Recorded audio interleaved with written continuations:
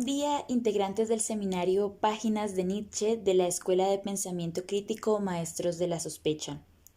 En esta ocasión me gustaría ofrecerles la segunda síntesis de este segundo ciclo sobre el arte, en la cual trabajamos los aforismos 84, 85 y 86 de la Galla Ciencia de Nietzsche.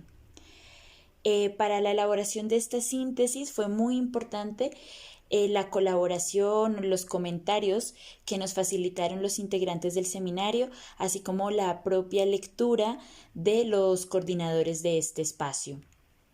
Me gustaría comenzar esta síntesis leyendo a modo de epígrafe una cita del texto del Por el camino de Swann, de En busca del tiempo perdido, de Marcel Proust. Abro comillas. El placer que le proporcionaba la música y que pronto sería en él verdadera necesidad, se parecía en aquellos momentos al placer que habría sentido respirando perfumes, entrando en contacto con un mundo que no está hecho para nosotros, que nos parece informe porque no le ven nuestros ojos, y sin significación porque escapa a nuestra inteligencia y solo le percibimos por un sentido único. Buscaba en la frase de Vinteuil una significación hasta cuya hondura no podía descender su inteligencia. Sentía una rara embriaguez en despojar a lo más íntimo de su alma de todas las ayudas del razonar y en hacerla pasar a ella sola por el colador, por el filtro oscuro del sonido. Comienzo la síntesis. En estos aforismos, Nietzsche hace gala de su gran capacidad para, en muy pocas páginas, adentrarse en temas fundamentales. El aforismo sobre el origen de la poesía parte de la pregunta por cuál es la utilidad de la poesía. Pregunta que podría extenderse a todas las formas artísticas. Nietzsche empieza el desarrollo planteando que la poesía pone ritmo al discurso, que es la irracionalidad salvajemente hermosa, el querer desprenderse de la utilidad. En el texto Arte y Filosofía de Zuleta, que estamos trabajando en otro de los seminarios de la escuela, Zuleta recoge los planteamientos de Kant sobre la definición de lo bello como finalidad sin fin, como un fin sin un propósito. Lo bello supone entonces un propósito implícito en la forma misma que no se propone nada en el sentido instrumental. La utilidad es uno de los elementos no esenciales al arte.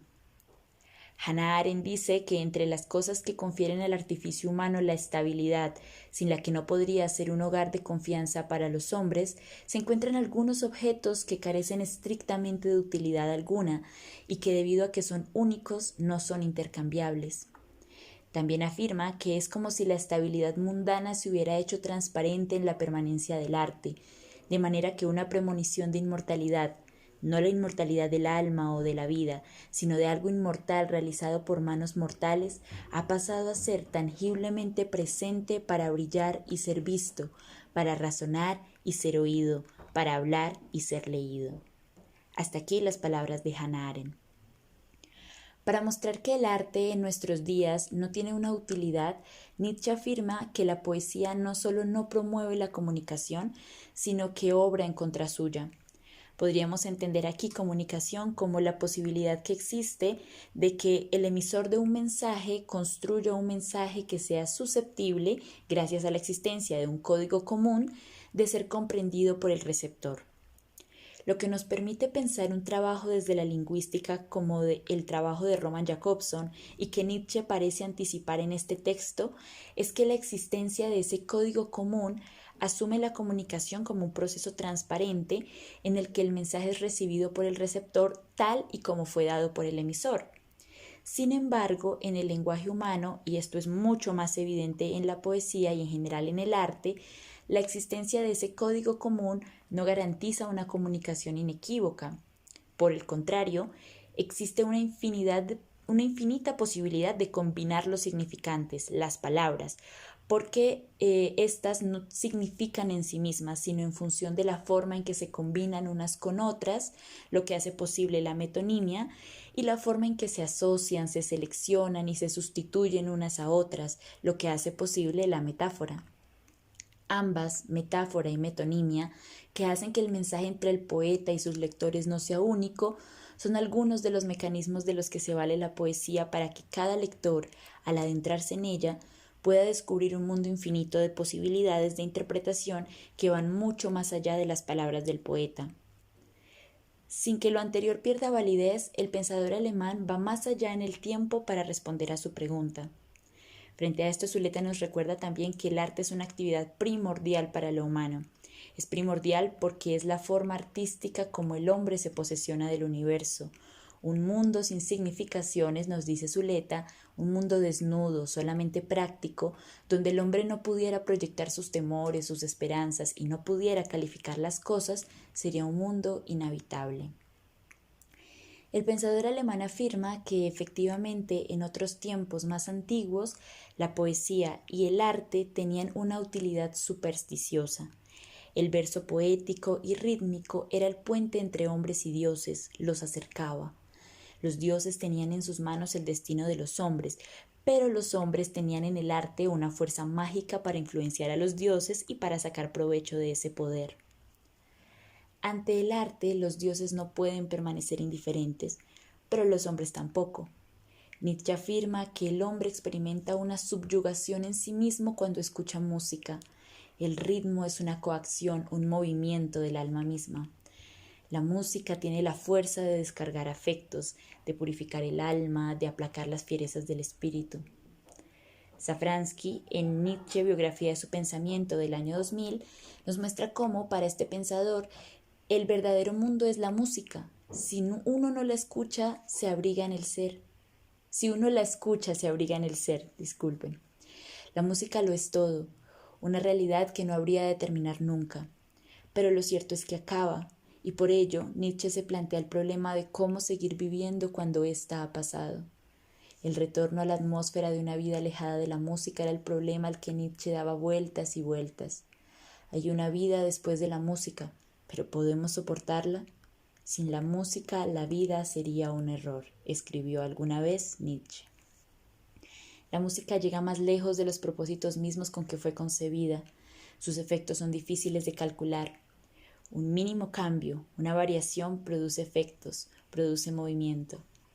Nietzsche destaca que ese efecto que puede desencadenar la música es doble. Por un lado, puede exacerbar el vértigo y el desenfreno de las pasiones hasta su extremo límite, y por otro, puede ser un medio para suavizar. La música, como lenguaje, produce efectos de sentido, pero dichos efectos son intraducibles a las palabras, y eso es algo que aún hoy no puede dejar de asombrarnos. Y si es así, imaginémonos junto con Nietzsche si podía existir algo más útil que el ritmo para la antigua manera supersticiosa de ser del hombre. Y el pensador alemán concluye que un sentimiento tan fundamental ya no se deja desarraigar completamente, y esto, en palabras de Zuleta, significa que puede haber una sociedad sin agricultura, pero nunca una sociedad sin arte. El arte abre posibilidades, amplía el universo, y por eso es más peligrosa una verdad cuando un poeta la asiente que cuando la contradice, nos dice Nietzsche en estos aforismos. Los artistas magnifican. Frente a esto, Bátimo, en su introducción a Nietzsche de 1985, plantea que para este pensador el arte cumple el deber de conservar e incluso de prestar nuevos colores a concepciones apagadas, desteñidas.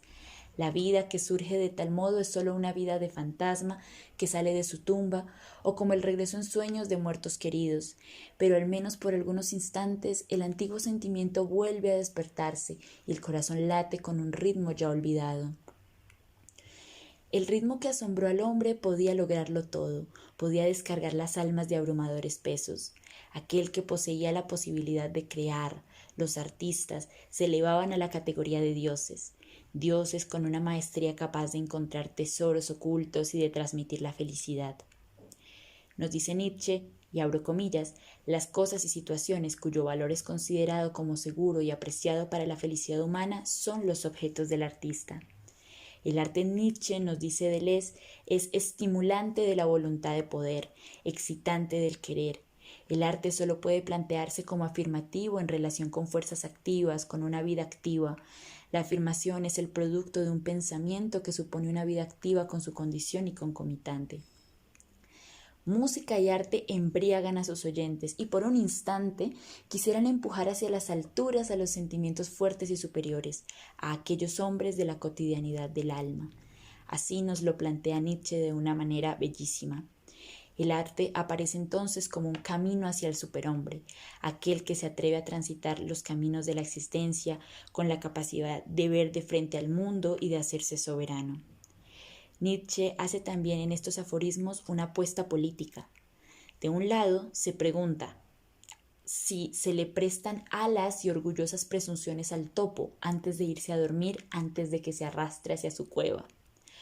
Un acercamiento al arte elevará el espíritu, los más fuertes pensamientos y pasiones representados de quienes no son capaces ni del pensamiento ni de la pasión, sino solo de la embriaguez. Y frente a esto se posiciona críticamente frente a una educación que tiene la forma de un entretenimiento paralizante del pensamiento y de los grandes valores de la humanidad. Frente a una sociedad que le asigna un valor en términos dinerarios o de prestigio o de ascenso social y que encuentra utilidad en la posibilidad de apropiarse de los objetos y de las conquistas culturales.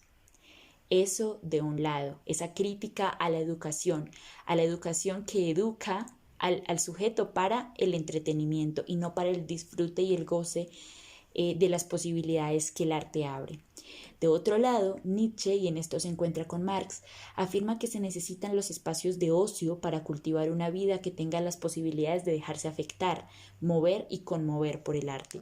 Y en esto hace una apuesta claramente política, porque pide que se muevan un poco, es decir, que es necesario mover un poco esa escala de valores o esa escala de prioridades que tiene la sociedad de su época, pero que es posible también trasladar a la sociedad de nuestra época y preguntarnos qué puede esperarse de una sociedad que forma sujetos que no tienen el tiempo para el ocio, el tiempo para dejarse conmover por el arte, sino que por otro lado la posibilidad que encuentra en el arte es simplemente una posibilidad de darle un valor que sea intercambiable de alguna forma, un valor dinerario a estas conquistas de la cultura. Hasta aquí la síntesis de estos apartados, de estos aforismos que trabajamos en esta segunda sesión del ciclo sobre arte del seminario de Nietzsche. Agradezco a todos en nombre de la coordinación de este seminario por sus aportes en los comentarios, también por su escucha atenta a los comentarios de otros integrantes del seminario y de las síntesis elaboradas por los coordinadores. Los invitamos a seguir participando y a seguir dejándose también conmover junto con Nietzsche por esta concepción tan profunda que tiene él de la importancia del arte para lo humano. Muchas gracias y les deseo un excelente día.